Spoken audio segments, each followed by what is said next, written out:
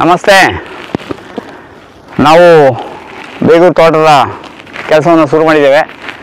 ನಾವು ನಿಮಗೆ ಮೊದಲೇ ಹೇಳಿದಾಗೆ ನಮಗೇನಿದ್ರು ಈ ಥರ ಪ್ಲೈನ್ ಲ್ಯಾಂಡ್ ಇರಬೇಕು, ಪೂರ್ತಿ ಪ್ಲೈನ್ ಲ್ಯಾಂಡ್ ಇರಬೇಕು, ಬೇಲಿ ಹಾಕ್ಕೊಂಡಿರಬೇಕು, ಬೋರಲ್ಲಿ ಎಷ್ಟು ನೀರು ಬರ್ತದೆ ಅನ್ನೋ ಮಾಹಿತಿಯನ್ನು ನಮಗೆ ಕೊಡಬೇಕು. ಈ ರೀತಿ ನಮಗೆ ಫುಲ್ ಖಾಲಿ ಕೊಟ್ಟರೆ, ಫುಲ್ ಈ ಥರ ಖಾಲಿ ಇರಬೇಕು, ಸುತ್ತ ತಂತಿ ಹಾಕಿರಬೇಕು, ನೆಟ್ ಹಾಕ್ಕೊಳ್ಬೇಕು, ಏನು ಹೊರಗಡೆಯಿಂದ ಯಾರಿಗೂ ಸದ್ಯಕ್ಕೆ ಟೆಂಪ್ರರಿ ಕಾಣ್ದಂಗಿರಲಿಕ್ಕೆ. ಈ ರೀತಿ ಮಾಡಿಕೊಂಡು ನಾವು ಆರಡಿಗೆ ಕೆಲಸವನ್ನು ನೆನ್ನೆ ಶುರು ಮಾಡಿದ್ವು. ನಾವು ಅಷ್ಟೊತ್ತಿಗೆ ಮಳೆ ಜಾಸ್ತಿ ಆಯಿತು. ಮಳೆ ಜಾಸ್ತಿ ಆಗಿರೋದ್ರಿಂದ ಇಲ್ಲೇನು ಮಾಡೋಕ್ಕಾಗಲಿಲ್ಲ. ಅದರಿಂದ ನಾವು ಪುನಃ ಈಗ ಅವತ್ತು ಕೆಲಸ ಶುರು ಮಾಡಿದ್ದೇವೆ. ನೋಡಿ, ಈ ರೀತಿ ಆರಡಿಗೆ ನಾವು ಇಲ್ಲಿ ಲೈನನ್ನು ಹಾಕ್ಕೊಳ್ತೇವೆ. ಇದು ಆರಡಿಗೆ ಈ ರೀತಿ ಲೈನ್ ಮಾಡ್ಕೊಳ್ತೇವೆ. ಇಲ್ಲಿ ಬೇಲಿಯಿಂದ ಬಾರ್ಡ್ರಿಂದ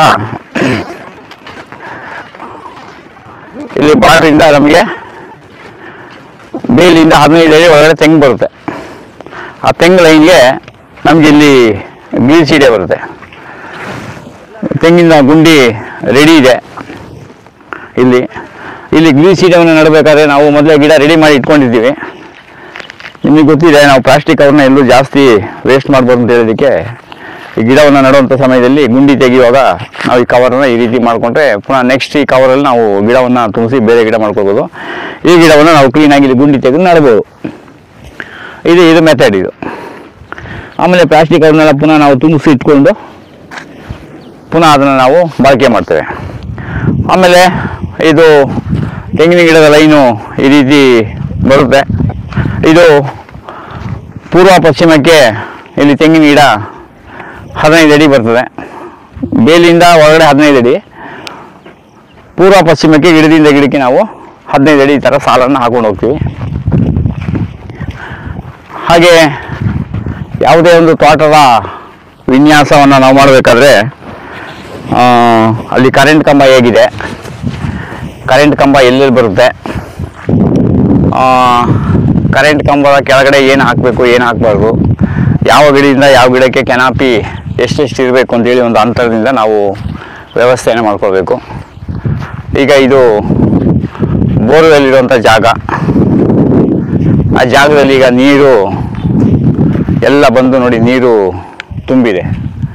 ಬೋರ್ವೆಲ್ ಪಕ್ಕದಲ್ಲಿ ನೀರೆಲ್ಲ ಬಂದು ಇಲ್ಲಿ ತುಂಬ್ತದೆ ಅಂದರೆ ಬೋರ್ ಆಟೋಮೆಟಿಕ್ಕು ರೀಚಾರ್ಜ್ ಆಗ್ತದೆ ಅಂತ ಒಂದು ಲೆಕ್ಕ.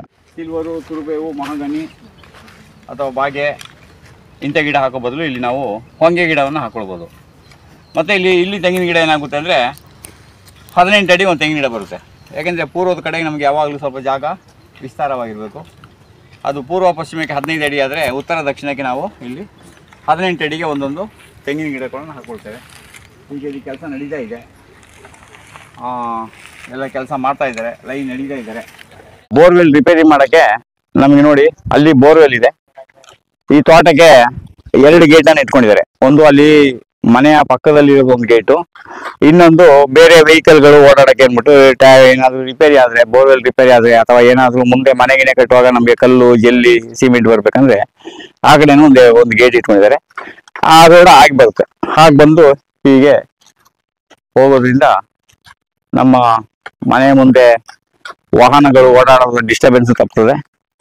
ಎರಡನೇದು, ಅದಕ್ಕೆ ಆದ ಒಂದು ಸಪ್ರೇಟ್ ಲೈನ್ ಇದ್ರೆ ಒಳ್ಳೇದು ಅಂತೇಳಿ ಮಾಲೀಕರು ಇದನ್ನು ಸ್ವಲ್ಪ ಯೋಚನೆ ಮಾಡಿ ಒಂದು ಪ್ಲಾನ್ ಮಾಡ್ಕೊಂಡಿದ್ದಾರೆ. ಹೀಗೆ ಇದು ನಡೀತಾ ಇದೆ. ಮುಂದಿನ ಭಾಗವನ್ನು ಆಮೇಲೆ ನಾನು ತೋರಿಸ್ತೀನಿ. ನಾವು ಬೇಗೂರು ತೋಟದಲ್ಲಿ ಪ್ಲಾಂಟೇಶನ್ನು ಸ್ಟಾರ್ಟ್ ಮಾಡೋಕ್ಕೆ ಮೊದಲು ಇಲ್ಲಿ ಮನೆಯ ಮುಂದೆ ಒಂದು ತುಳಸಿ ಗಿಡವನ್ನು ನಟ್ಬಿಟ್ಟು ಆಮೇಲೆ ಶುರು ಮಾಡಿ ಅಂತ ಹಾಕೋಣ ಅಂತೇಳಿ ಮಾಲೀಕರು ಹೇಳಿದ್ದಾರೆ. ಅದರ ಪ್ರಕಾರ ನಾವು ಇಲ್ಲಿ ತುಳಸಿ ಗಿಡವನ್ನ ನೆಟ್ಟು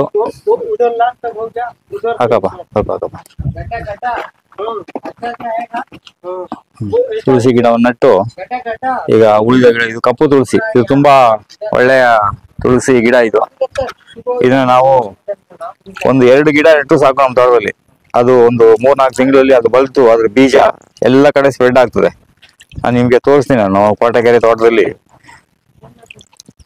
4 ಗಿಡ ಒಂದು 40,000 ಗಿಡ ಆಗಿತ್ತು. ಅಷ್ಟು ಚೆನ್ನಾಗಿ ಅದು ಬೆಳೆದಿದೆ.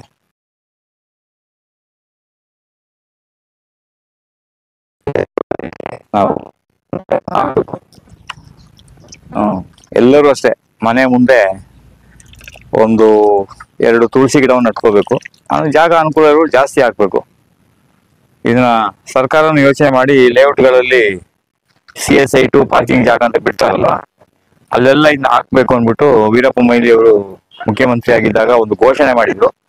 ಅದು ಯಾವ್ದು ಕಾರ್ಯರೂಪಕ್ಕೆ ಬಂತೋ ಏನೋ ಗೊತ್ತಿಲ್ಲ. ಒಟ್ಟಿನಲ್ಲಿ ಬೆಂಗಳೂರಿನಲ್ಲಿ ತುಳಸಿ ಗಿಡಗಳೇ ಕಾಣಿಸೋದಿಲ್ಲ. ಒಳ್ಳೇದಾಗಿ ನಮಸ್ತೆ. ಬಾಗೆ ಗಿಡ, ಆಮೇಲೆ ಹೊಂಗೆ, ಆಮೇಲೆ ಇದು ಪಾರಿಜಾತ, ತುಂಬಾ ಪವರ್ಫುಲ್ ಗಿಡ ಇದು. ಪಾರಿಜಾತ. ಆಮೇಲೆ ಇದು ಬೂರ್ಗ ಅಂತ ಹೇಳ್ತಾರೆ. ಈ ಮೊದಲೆಲ್ಲ ಹಾಸಿಗೆಗೆ ಹತ್ತಿಯನ್ನ ಇದ್ರದ್ದೇ ಬಳಸ್ತಾ ಇದ್ದು. ಇದು ಬೂರ್ಗದ ಗಿಡ ಇದು. ಇನ್ನು ಆಮೇಲೆ ಎಲ್ಲ ಬಾಗೆ, ಹೊಂಗೆ, ನುಗ್ಗೆ ಗಿಡಗಳೆಲ್ಲ ಆ ಕಡೆ ಸೈಡಲ್ಲಿ ಅಲ್ಲಿ ಇಟ್ಕೊಂಡಿದ್ದೀವಿ. ನುಗ್ಗೆ ಗಿಡ ಇದೆಲ್ಲ ನುಗ್ಗೆ. ಇದು ನುಗ್ಗೆ. ಇದು ಔದಂಬರ ಅಂತ ಹೇಳ್ಬಿಟ್ಟು ಹತ್ತಿ ಗಿಡ. ಹತ್ತಿ ಗಿಡನ ನೀವು ನಡಿ 1-2 ನೀವು ನೈಸರ್ಗಿಕವಾಗಿ ಬೆಳೆದ್ರೆ ಅದೇ ಪಕ್ಷಿಗಳು ಬಂದು ನಿಮ್ಮ ತೋಟದಲ್ಲಿ ಈ ಅರಳಿ ಮರ, ಹೊಂಗೆ ಮರ, ಗಂಧದ ಮರ ಎಲ್ಲ ಅದೇ ಆಗಿ ಸೃಷ್ಟಿ ಆಗ್ತದೆ. ಈ ತರ ಗಿಡ ಇಟ್ಕೊಂಡಿದ್ದೀವಿ. ಆಮೇಲೆ ಇದು ತೆಂಗಿನ ಗಿಡ. ಇದೆಲ್ಲ ತೆಂಗಿನ ಗಿಡ ನಡ್ಲಿಕ್ಕೆ ರೆಡಿ ಆಗಿದೆ. 2 ಎಲೆ ಅಥವಾ 4 ಎಲೆ ಅಷ್ಟೇ ಇರಬೇಕು. ಆಮೇಲೆ ಇದು ಮಹಾಗನಿ. ಆಮೇಲೆ ಇದು ಹೆಬ್ಬೇವು, ತುರ್ಬೇವು ಅಂತ ಹೇಳ್ತಿರಲ್ಲ, ಇದು ತುರ್ಬೇವು ಗಿಡ. ಇದು ನೆಟ್ಟದ ಮೇಲೆ ಇದಕ್ಕೆ ಒಂದು ಕಡ್ಡಿ ಎಲ್ಲ ಹಾಕಿ ಕಟ್ಟಬೇಕು. ಹೀಗೆಲ್ಲ ಗಿಡಗಳನ್ನ ಇಟ್ಟು ರೆಡಿ ಮಾಡಿದ್ದೇವೆ. ಈಗ ಗಿಡಗಳೆಲ್ಲ ಸಾಗಿಸ್ತಾ ಇದ್ದಾರೆ. ಬಳಸುವಂಥದ್ದು ವರ್ಮಿಂಗ್ ಕಾಂಪೋಸ್ಟ್ನ ತಂದು ನಾವು ಈ ರೀತಿ ಇಟ್ಕೊಂಡು ಇದ್ರ ಮೇಲೆ ಬಿಸಿಲು ಬೀಳ್ದಾಗೆ ಇರ್ಬೋದು ಅಂದ್ಬಿಟ್ಟು ನಾವು ಇದನ್ನ ಚೀಲದಲ್ಲಿ ಇಡ್ತೇವೆ. ಕೆಲವೊಮ್ಮೆ ಇದ್ರ ಮೇಲೆ ಪ್ಲಾಸ್ಟಿಕ್ ಕವರ್ ಹಾಸಿದಾಗ ಮಳೆ ನೀರು ಮತ್ತು ಬಿಸಿಲು ನೇರವಾಗಿ ಬೀಳಬಾರ್ದು ಅನ್ನೋದು ಒಂದು ಮೆಥಡು. ಈ ರೀತಿ ನಾವು ಕನಿಷ್ಠ 1 ಎಕರೆಗೆ ನಾವು 8ರಿಂದ 10 ಟನ್ನು ವರ್ಮಿಂಗ್ ಕಾಂಪೋಸ್ಟ್ನ ಸಾಗಿಸ್ಕೊಳ್ಬೇಕಾಗ್ತದೆ. ಸಾಗಿಸ್ಕೊಂಡು ಈ ರೀತಿ ನಾವು ಸ್ಟಾಕ್ ಇಟ್ಕೊಂಡು ಅಲ್ಲೊಂದು ಸ್ಟಾಕ್ ಇಟ್ಟಿದ್ದೀವಿ. ಅದನ್ನ ಇಟ್ಕೊಂಡು ನಾವೇನು ಮಾಡಬೇಕಂದ್ರೆ ಗಿಡ ನೆಡುವಂಥ ಟೈಮಲ್ಲಿ ಎಲ್ಲೆಲ್ಲಿಗೆ ಬೇಕೋ ಅಲ್ಲೆಲ್ಲಿಗೆ ಕ್ಲೀನಾಗಿ ಹೊತ್ತಾಕೊಂಡು ಆ ಗಿಡಗಳನ್ನ ನೆಡ್ಬೋದು. ಇಲ್ಲಿ ಬೇಗೂರು ತೋಟದಲ್ಲಿ ನೋಡಿರ್ಬೋದು, ಒಂದು ಮನೆ ಹತ್ರ ಒಂದು ಗೇಟ್ ಇದೆ. ಇದು ಒಂದು ಗೇಟು. ಬೋರ್ ಗಿರಿ ಏನಾದ್ರು ರಿಪೇರಿ ಆದರೆ ಬರಲಿಕ್ಕೆ ಅಂದ್ಬಿಟ್ಟು ಈಗ ಒಂದು ರೋಡ್ ಇಟ್ಕೊಳ್ತಾರೆ. ಹೀಗೆ ಇಲ್ಲಿ ಕಲ್ಲೆಲ್ಲ ಇರೋದ್ರಿಂದ ಸದ್ಯಕ್ಕೆ ಕಲ್ಲೆಲ್ಲ ತೆಗೆದು ಕ್ಲೀನ್ ಮಾಡೋ ಗಂಟ ಸದ್ಯಕ್ಕೆ ಟೆಂಪ್ರವರಿಯಾಗಿ ಈ ರಸ್ತೆಯನ್ನು ಬಳಸ್ಕೊಳ್ಬೋದು. ಲೈನಲ್ಲಿ ಅಲ್ಲೆಲ್ಲ ಬಾರ್ಡ್ರಲ್ಲಿ 15 ಅಡಿ ಒಳಗಡೆ ತೆಂಗಿನ ಗಿಡ ಬರುತ್ತೆ. ತೆಂಗಿನ ಗಿಡ ಎಲ್ಲ ಹೊತ್ಕೊಂಡು ಹೋಗಿ ಇಡ್ತಾ ಇದ್ದಾರೆ. ಒಂದು ಲೈನಲ್ಲಿ ಅಗಸೆ, ಒಂದು ಲೈನ್ ಗ್ರೀಸಿಡಿಯ, ಒಂದರಲ್ಲಿ ನುಗ್ಗೆ ಬರ್ತದೆ. ಇದು ಗ್ರೀಸಿಡಿಯ ಲೈನಲ್ಲಿ ಈಗಾಗಲೇ ಗಿಡ ಹೀಗೆ ಪ್ಲಾಂಟೇಶನ್ ಮಾಡ್ತಾಯಿದ್ದೀವಿ. ಈ ಥರ ಗಿಡ ಮೊದಲೇ ರೆಡಿ ಮಾಡಿ ಇಟ್ಕೊಂಡು ಹಾಕಬೇಕು. ಒಂದು ಲೈನಲ್ಲಿ ಅಗಸೆ, ಒಂದು ಲೈನಲ್ಲಿ ಗ್ರೀಸಿಡಿಯ, ಒಂದರಲ್ಲಿ ನುಗ್ಗೆ. ಈ ರೀತಿ ಬಂದಿದೆ ನೋಡಿ.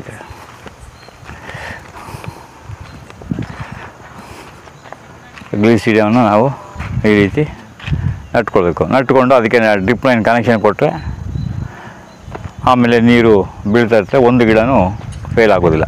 ಬಂದು ನೀರೆಲ್ಲ ಬಂದು ಈ ಸೈಡಲ್ಲಿ ನಿಂತ್ಕೊಳ್ತದೆ. ಇದಕ್ಕೆ ಕಾರಣ ಏನಪ್ಪ ಅಂದರೆ, ಒಂದು ಜಮೀನಲ್ಲಿ ನೀರು ಯಾವುದು ಕುಡಿಲಿಲ್ಲ ಆ ಜಮೀನು ಅಂತ ಹೇಳಿದ್ರೆ ಅಲ್ಲಿ ಆರ್ಗಾನಿಕ್ ಕಾರ್ಬನ್ ಕೊರತೆ ಇದೆ ಅಂತ. ಇವತ್ತು ಇದು ಇಲ್ಲಿ ಬಂದು ತುಂಬ್ತಾ ಇದೆ.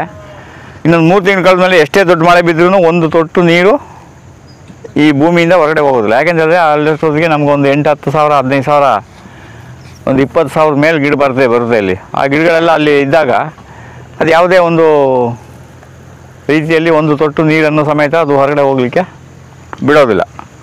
ಇಲ್ಲಿ ನೋಡಿ, ಇಲ್ಲಿ ಬೇಲಿಗೆ ನಾವು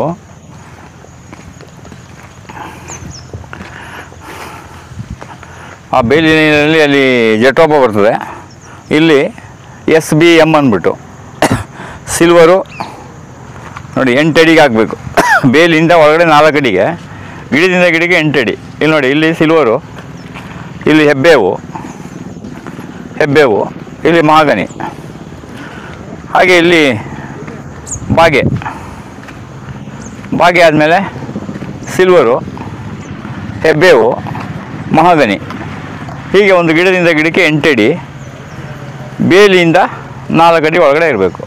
ಬೇಲಿ ಪಕ್ಕದಲ್ಲಿ ಯಾವಾಗಲೂ ಗಿಡ ಹಾಕಬಾರ್ದು, ಅಲ್ಲಿ ಜಟೋ ಬರ್ತದೆ. ಹೀಗೆ ಇದು ಕಂಟಿನ್ಯೂ ಹೀಗೆ ಹೋಗ್ತದೆ. ಮಹಾಗನಿ,